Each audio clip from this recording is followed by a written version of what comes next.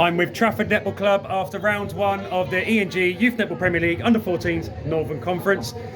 Trafford, right, 2 games, equally just as frustrating as the other. There was a positive end to the second game, but potentially even more positive end to the second game, but we'll get on to that.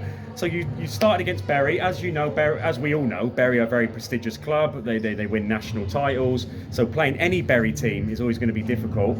But you started like a house on fire. You got a great lead, and I'm sitting there like, wow, I've never seen you girls before play, so I'm thinking, wow, brilliant. This, they're doing fantastic. But then you kind of allowed, you ran up a good lead, then allowed kind of Bury to come back into the game at the back end of the second quarter, which then led to them getting in front and then winning the game. So overall, how happy were you with that game? And did you expect the kind of the performance you put in, especially in the first quarter and first 2 quarters?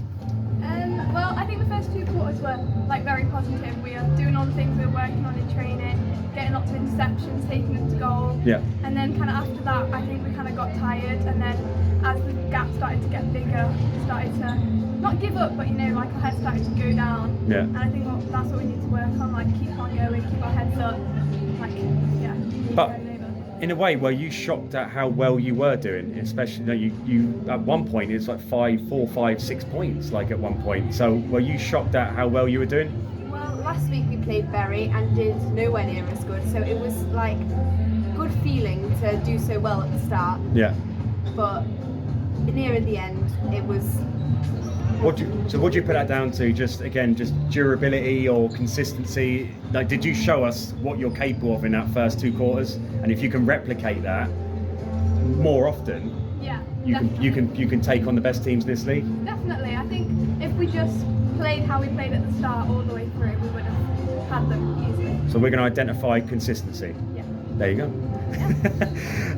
Game 2, DNA started well.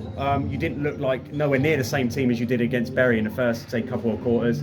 But then you stuck at it, you got the interceptions, you stayed in touch of the game, even though at points you could have gone ahead earlier doors. But every time you kept intercepting it, you then threw it back to them. But then at the very end, the game was a draw. You had 5 seconds left and could have won it. So again, do you come away thinking, brilliant point, or do you come away thinking we could have won that game?